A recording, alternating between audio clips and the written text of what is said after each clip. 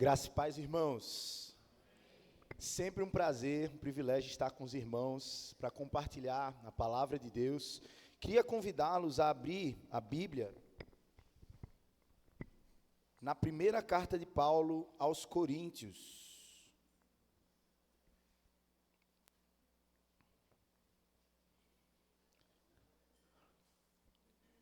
Primeira carta de Paulo aos Coríntios.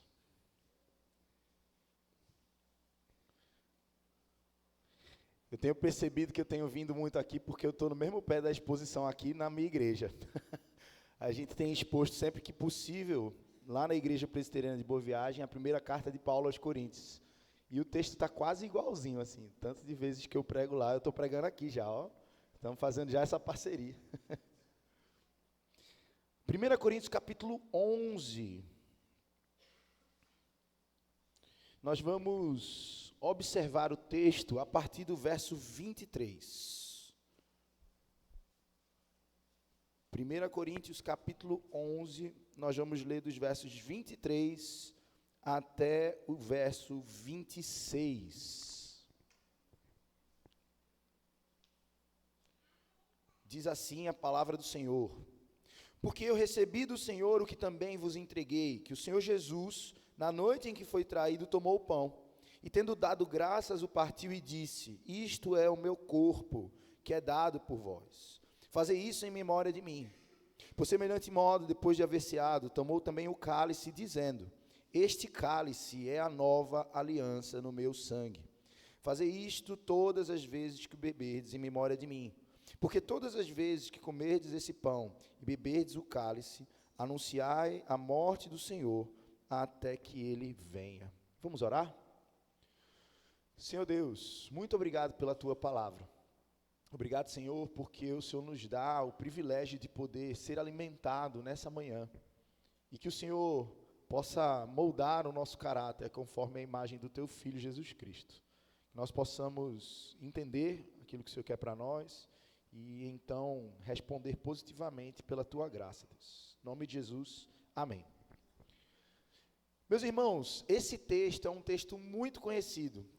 Na maioria das igrejas, quando nós vamos comer à mesa do Senhor, como nós vamos participar do sacramento, a gente acaba lendo esse texto, dentre tantos outros, nos próprios evangelhos.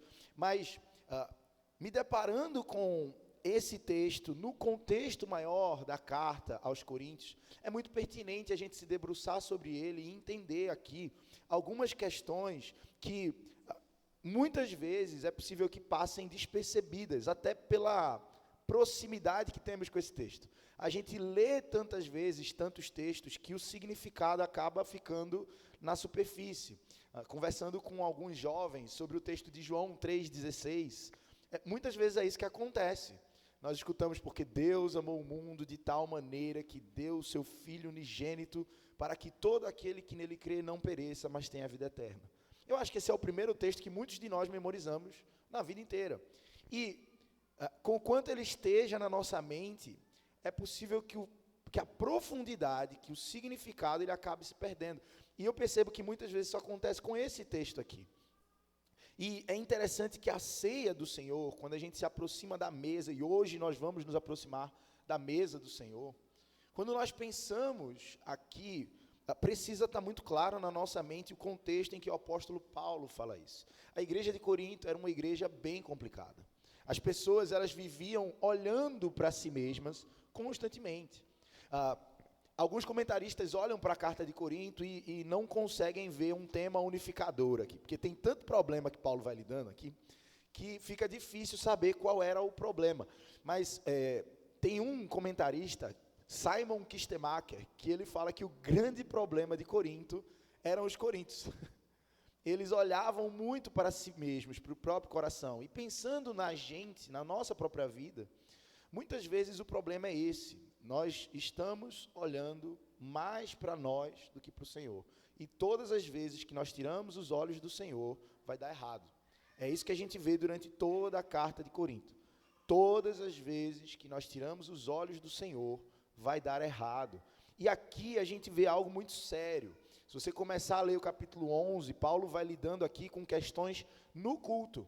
como aqueles irmãos estavam se comportando no culto. E o seu egocentrismo era tão grande que se extrapolava, inclusive, no sacramento. Eles estavam se reunindo para pior. O apóstolo Paulo fala que quando eles se reuniam, não era para melhor, mas era para pior.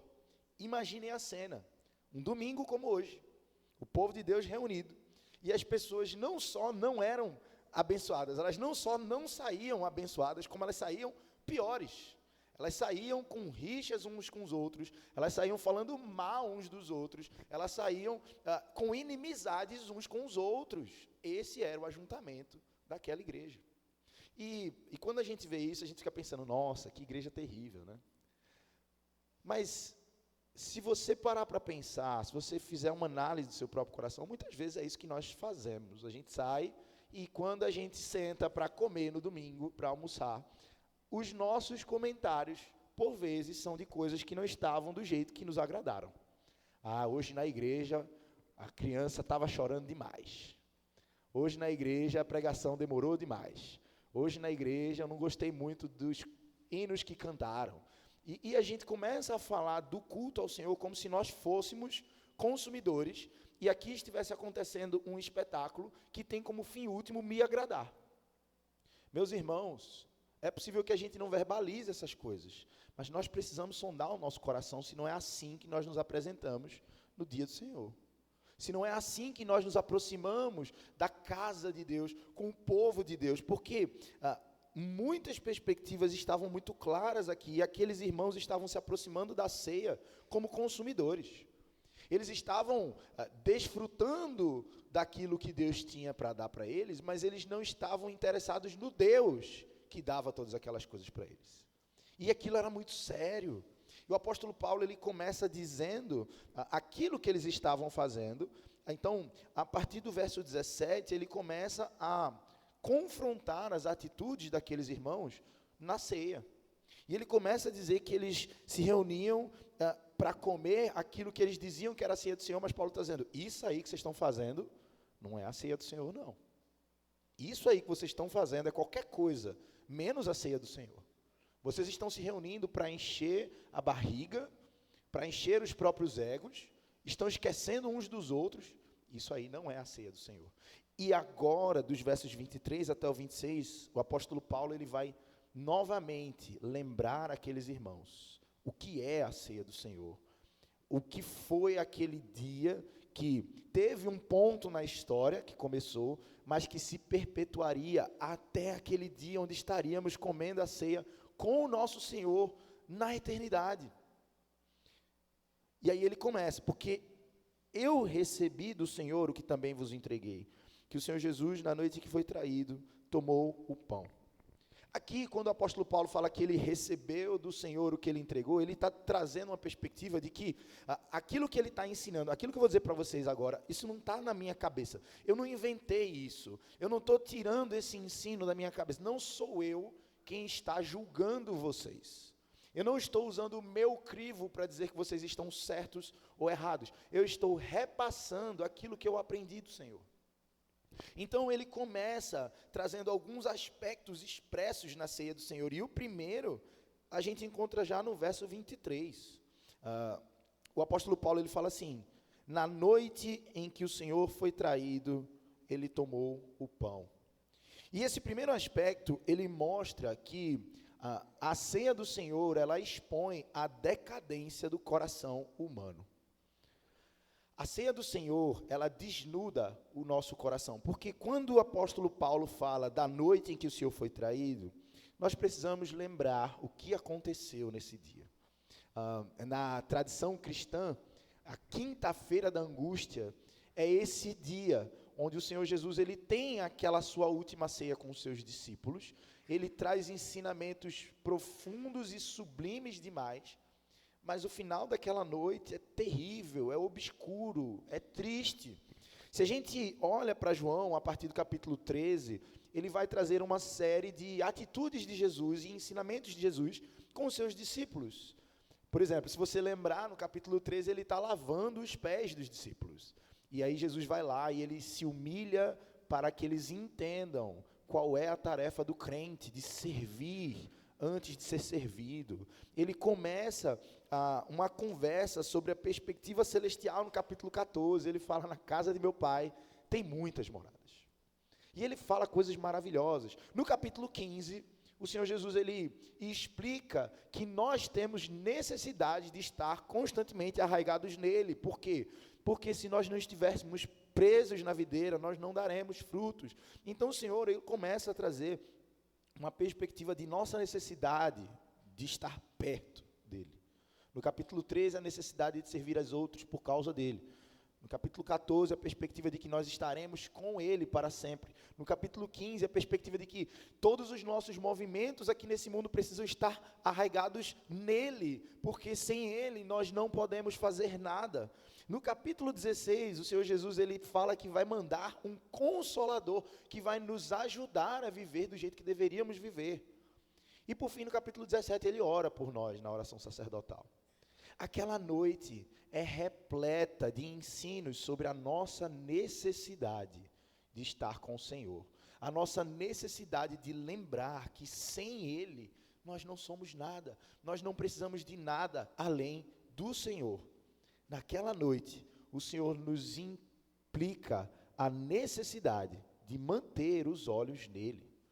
Veja, o que estava acontecendo naquela cidade era justamente o que Jesus estava alertando na noite em que ele foi traído.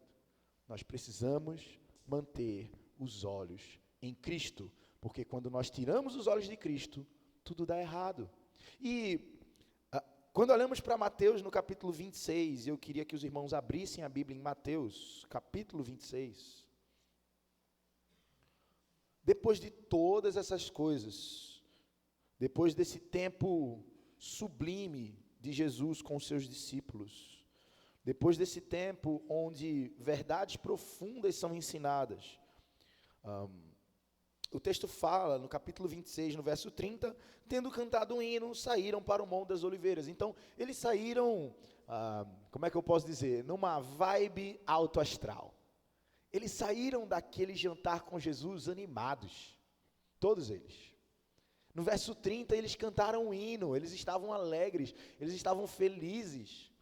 E no verso 31, diz assim: então Jesus lhes disse, esta noite, todos vós vos escandalizareis comigo, porque está escrito, ferirei o pastor, e as ovelhas do rebanho ficarão dispersas, mas depois da minha ressurreição, irei adiante de vós para a Galiléia.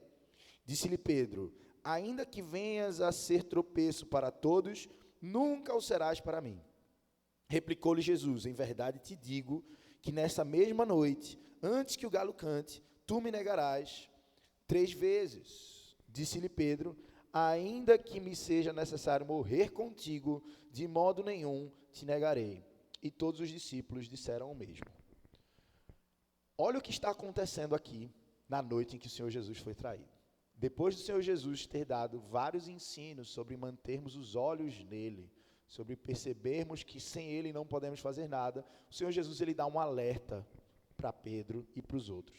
Essa noite, todos vocês irão me trair. E é interessante porque esse texto ele mostra claramente um coração decadente, porque o Senhor Jesus ele dá um alerta, e um coração decadente ele é um coração cego. Ele é um coração cego porque ele é incapaz de ver a sua fragilidade. Jesus fala, vocês vão me trair. E ao invés de os apóstolos olharem para aquilo e, Senhor, e o que é que a gente pode fazer para evitar isso? Como a gente pode se fortalecer? Não, eles viram para Jesus e falam assim, não. Jesus fala, vocês vão me trair. E Pedro fala assim, eu não. Todo mundo aqui pode trair o Senhor, mas eu não. Olha a audácia do coração de Pedro. Mas essa audácia, ela representa a minha e a sua cegueira, quando tiramos os olhos do Senhor. É possível que a gente ache que é forte demais. É possível que a gente olhe para as tentações do mundo e a gente ache que nós seríamos incapazes de cair tão fundo.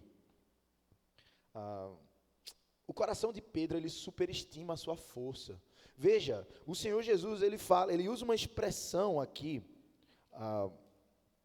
no verso 34, ele fala assim: em verdade te digo. A expressão em verdade aqui é aquela expressão que a gente usa comumente no fim de uma oração, que é amém. É uma expressão que tem como seu significado mais profundo, vai acontecer, certamente acontecerá, assim seja. É como se Jesus estivesse decretando para Pedro: Pedro, isso vai acontecer, Pedro. Então Jesus, ele responde à audácia de Pedro com uma palavra definitiva: isso vai acontecer, Pedro. Não importa o que você faça, isso vai acontecer, Pedro. Só que ao invés de Pedro ouvir aquilo e, de certa forma, ele entender a seriedade do que Jesus está falando, ele usa uma outra expressão no grego que também é definitiva, é uma negação definitiva. E essa negação é traduzida como: de nenhum modo te negarei. Olha até que ponto chega a arrogância do coração que não está olhando para Cristo. Veja, ele está diante do Deus encarnado. O Deus encarnado está dizendo para ele o que vai acontecer. E ele fala: eu não. Nosso coração, quando tira os olhos do Senhor, ele ignora os avisos do Senhor. E Pedro, ele faz isso. E logo depois todos fazem isso. E o texto segue. A gente vê a progressão nesse texto e depois desse momento, o Senhor Jesus, ele se afasta para orar, os discípulos dormem, isso acontece por 3 vezes. E nas 3 vezes que Jesus volta e encontra eles dormindo, o Senhor Jesus fala: vigiem para que vocês não entrem em tentação. Mas eles estão cansados e eles dormem. Eles talvez não tenham noção daquilo que vai acontecer logo depois. E a despeito de todos os avisos que Cristo dá para eles simplesmente ignoram, porque é assim que é o nosso coração. João Calvino, ele fala que o nosso coração é uma fábrica de ídolos, então ele está trabalhando constantemente, 24 horas por dia, para tirar os nossos olhos do Senhor, e somente Cristo para impedir que nós caiamos. Olha o que acontece. Em determinado momento, quando Jesus está orando no meio da madrugada, chegam homens para prender Jesus. E eu fico pensando naquela cena, os discípulos que estavam dormindo, estavam cansados, o dia tinha sido longo.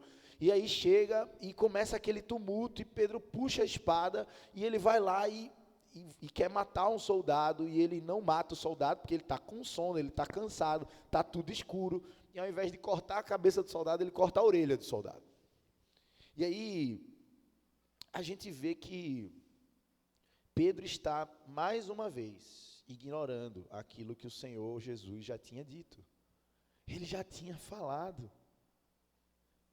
eu vou ser preso, eu vou ser morto, mas eu vou ressuscitar, e eu vou estar com vocês. Ele já tinha falado tudo isso.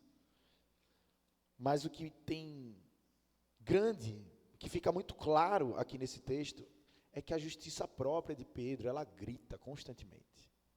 O senso de justiça, o meu coração é meu, eu faço, eu sou, eu posso, faz com que Pedro esteja disposto a matar em nome da sua própria justiça. Então, meus irmãos, um coração mau, ele é cego, mas ele também está disposto a matar para ter o que quer. Pedro estava disposto a matar para satisfazer sua própria justiça. Mas outro personagem aqui estava disposto a matar também. Judas, que é quem entrega Jesus. Ele está disposto a matar. Por quê? Por ganhos pessoais. Ele vende Jesus.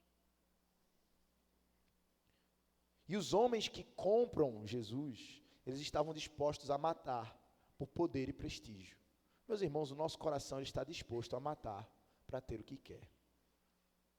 Enquanto a gente não entender isso, nós vamos continuar olhando para outro lugar que não seja Cristo. Na noite em que o Senhor Jesus foi traído, o nosso coração foi desnudado.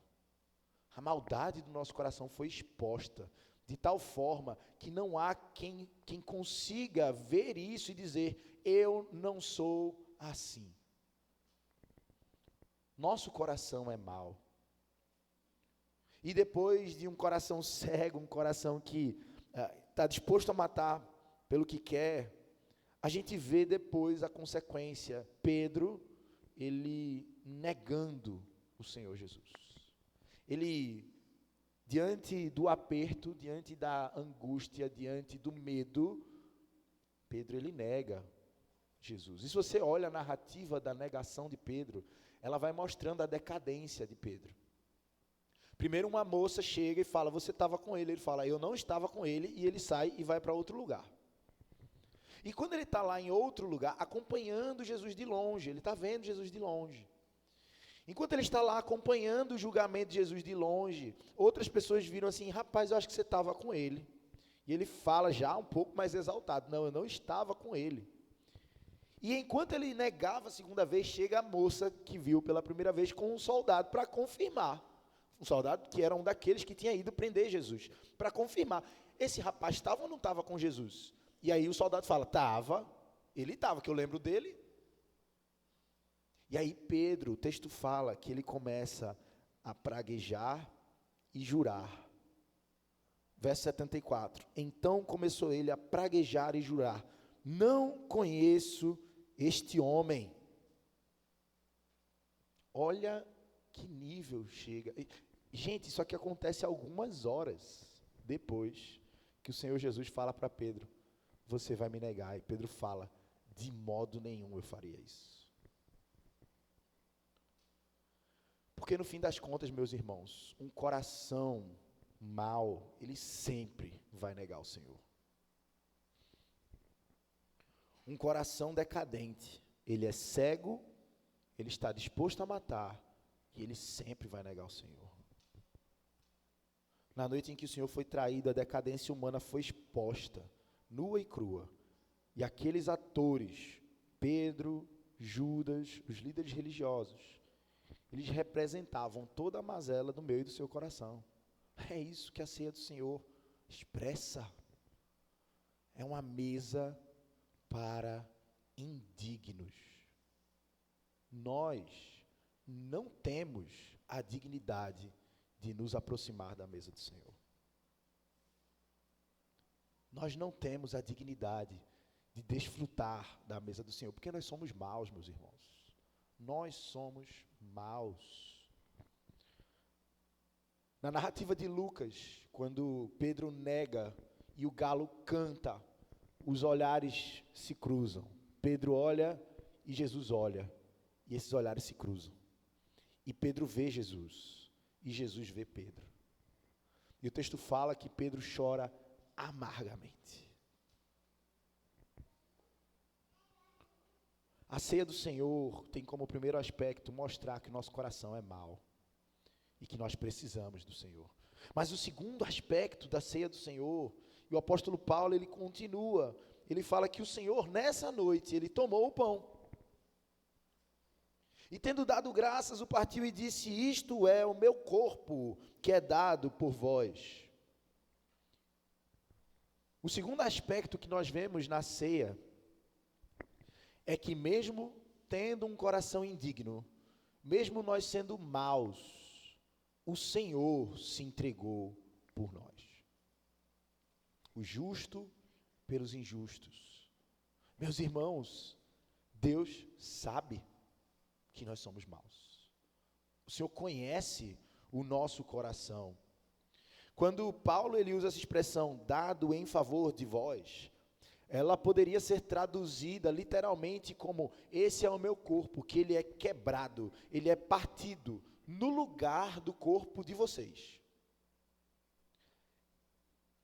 O Senhor Jesus, ele está mostrando na ceia, quando ele parte aquele pão, o que vai acontecer com ele, por amor a nós. A punição que recai sobre Cristo, meus irmãos, ela era para mim e ela era para você. A ceia do Senhor mostra o tão grande amor de Deus pelo seu povo.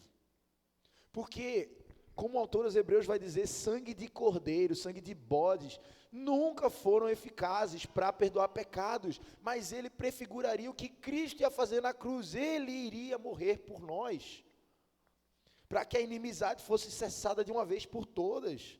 Isaías 53 traz essa imagem, ele foi moído por nossas iniquidades.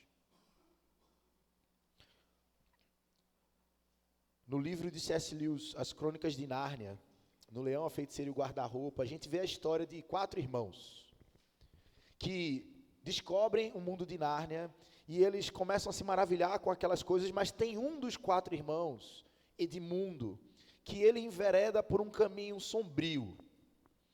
E ele, de alguma maneira, ele está com o coração triste, o coração meio em trevas, e ele está chateado com seus irmãos. E ele se deixa levar pelas suas paixões, a ponto de trair e vender os seus irmãos por um prato de manjar turco, um tipo de doce. Veja, Edmundo, ele vende os seus irmãos e todo o povo de Nárnia por causa de um prato de comida, um doce que ele gostava muito.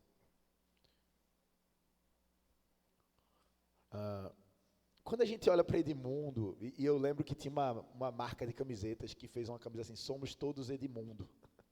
E é verdade, porque Edmundo mostra a decadência do nosso coração. A gente está disposto a vender o Senhor por coisas tão banais. Mas em determinado momento na história, Edmundo de alguma forma é resgatado e ele começa a caminhar do lado daqueles que são do exército de Nárnia, mas ele é o traidor, ele continua sendo traidor, e ele é marcado como traidor, e ele precisa morrer, porque essa é a lei,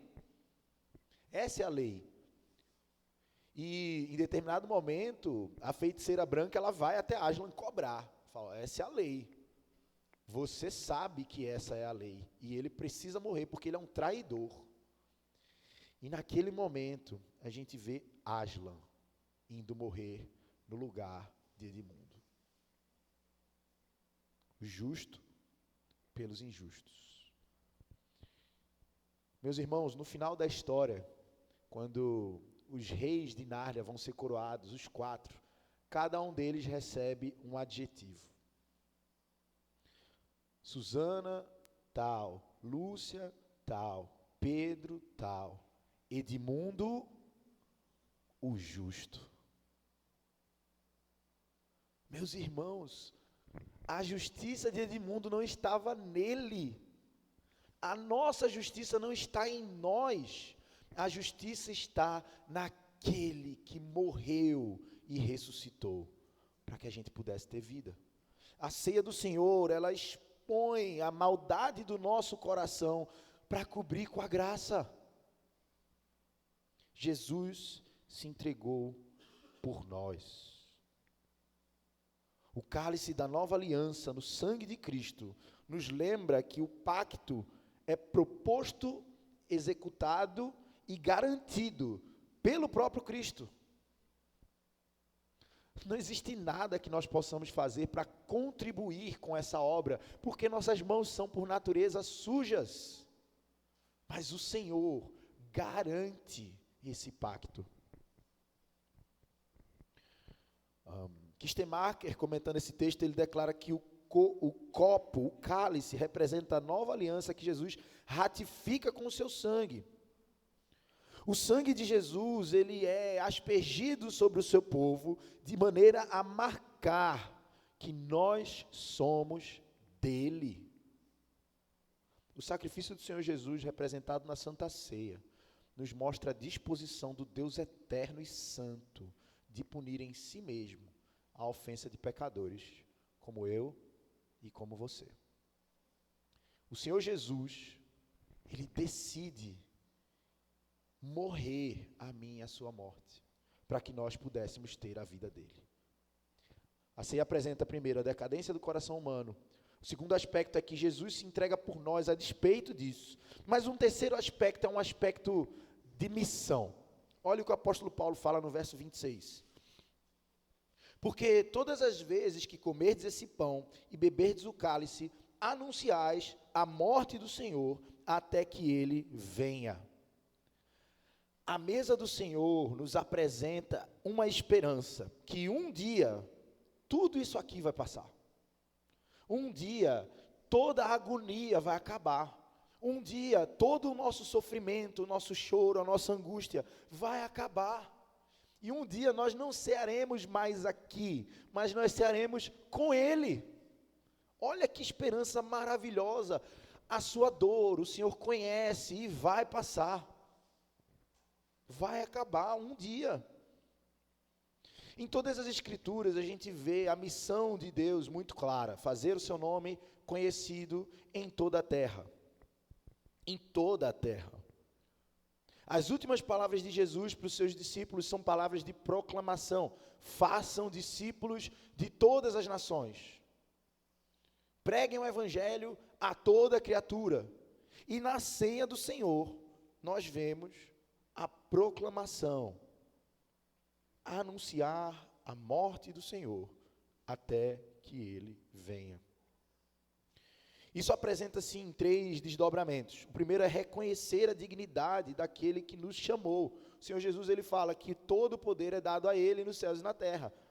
Cristo tem todo o poder. E quando nós desfrutamos do sacramento da ceia, nós estamos sendo alimentados por esse Senhor, que nos impele a cumprir a missão que sozinho nós nunca conseguiríamos fazer, mas nós estamos em Cristo, e por isso nós conseguimos. Nós podemos cumprir fielmente a tarefa que nos foi confiada, porque é Ele quem nos sustenta. E por fim, a ceia, ela nos ajuda, enquanto cumprimos a missão, nós descansarmos na certeza de que nele somos mais que vencedores. Quando a gente olha para Apocalipse, nos primeiros capítulos, na carta às igrejas, tem uma igreja específica que eu gosto muito, que é a de Esmirna. Irmãos que estavam sofrendo, irmãos que estavam passando por dificuldades tremendas, alguns seriam perseguidos, presos, mortos, e o Senhor fala assim, eu conheço a tua dor. Mas Ele dá uma palavra de encorajamento: sejam fiéis até a morte, e vocês terão a coroa da vida. Meus irmãos, a ceia do Senhor nos lembra que Cristo venceu a morte. E nós também venceremos. A Bíblia fala que nós somos mais do que vencedores em Cristo Jesus. E a ceia nos lembra disso. Agora vê que interessante. Nós não somos dignos dessa mesa. Nós não somos dignos dessas promessas. Mas nós desfrutamos, porque Deus decidiu nos fazer seu povo. Os coríntios, eles tinham tirado os olhos do Senhor, e por isso eles estavam vivendo como se eles fossem autossuficientes. O apóstolo Paulo está relembrando aqueles irmãos: o coração de vocês é mau. Parem de olhar para si mesmos. Vocês não têm nada de bom para oferecer. Vocês estão fazendo errado porque vocês estão olhando para vocês. Olhem para Cristo. Lembrem o que Cristo fez por você. E a ceia é a expressão mais palpável desse sacrifício. Proclamar a morte do Senhor até que Ele venha é comemorar a esperança da cruz em tempos incertos, confiando que um dia estaremos com Ele para sempre. Eu lembro, na verdade isso acontece até hoje, né? Mas pessoas muito incertas quanto a futuro. As pessoas veem como o governo tem caminhado, veem como o entretenimento tem caminhado. As pessoas veem, nossa, hoje a gente não pode deixar nossos filhos na TV, não pode ver nada, o mundo está assim e tal, e para onde vai? E eu fico pensando, o que é que essas pessoas esperam? E ao mesmo tempo eu dou graças a Deus pela esperança em Cristo. Por quê? Porque nós sabemos que não há nada de bom neste mundo, que eu não posso esperar nada de redentivo neste mundo. Mas eu preciso olhar para Cristo, viver o Evangelho e ser sal neste mundo. É um mundo que carece de esperança e nós temos as únicas palavras de vida eterna. Proclamemos então o Senhor. Vivamos o Evangelho. Desfrutemos da mesa do Senhor, com inteireza de coração. Não porque nós somos bons, não porque nós merecemos, mas porque a graça de Deus nos alcançou. Algumas perspectivas para a gente refletir nessa manhã. Na noite da angústia do nosso Senhor, Ele foi traído, vendido, humilhado, ferido, e depois disso Ele foi morto. Mas não foi só a maldade do coração de Pedro, de Judas e dos líderes que fizeram essas coisas. O nosso coração naturalmente faz eco com o coração desses homens. Então não pense que você está isento de graves pecados. A nossa confissão de fé, no capítulo que lida com a perseverança dos santos, no ponto 3º fala que mesmo aqueles que foram salvos pela graça, que fazem parte do povo de Deus, eles podem incorrer em graves pecados quando seduzidos pelas paixões do próprio coração e tirando os olhos do Senhor. Meus irmãos, ninguém acorda um belo dia profanando a ceia do Senhor. São passos que nós damos. São dias que a gente fica sem ler a Bíblia, um domingo que você não se encontra com seus irmãos, não cultua o Senhor, depois outro. É alguma demanda do trabalho, alguma demanda da faculdade. Amanhã eu faço 2 devocionais. Hoje eu não fiz não, mas amanhã eu faço 2. Algumas barganhas que nós vamos fazendo na nossa mente e no coração. São conversas que não deveríamos ter. São filmes, séries que não deveríamos assistir. São pequenos passos. É aquilo que a gente vê do desvio de 1 grau. No livro Peregrino, cristão e esperançoso estão caminhando na estrada certa, rumo à cidade celestial. E em determinado momento a estrada fica cheia de pedras, é meio difícil de andar, e do lado tem um campo, belíssimo, tranquilo. E eles falam, vamos andar aqui. Dá para a gente ver a estrada ainda, está tranquilo, está correndo em paralelo. E aí, esperançoso fala, mas não é para a gente ficar na estrada do rei? Mas se a gente ficar aqui, vai ser mais confortável e a gente continua vendo a estrada. E esperançoso vai lá e tá bom, vamos andar aqui. E eles começam a andar e de fato eles vão, de vez em quando dão uma olhadinha na estrada, a estrada está ali, estou vendo, qualquer coisa eu volto. Só que em determinado momento eles se distraem com as coisas daquela paisagem, eles se distraem com aquela estrada e começa de repente um temporal e eles não veem mais o caminho de volta. Pequenos desvios levam a grandes desastres, porque o nosso coração é mau. Mas o Evangelho, ele cobre a nossa nudez com a graça de Deus. Precisamos lembrar que quando Pedro nega Jesus, aquele olhar de Jesus para Pedro, não é um olhar de dizer assim, você não vale nada. Não é um olhar acusador, está vendo, seu mentiroso. Não é isso que Jesus está fazendo ali. Eu entendo Jesus olhando para Pedro e dizendo assim, Pedro, está tudo bem.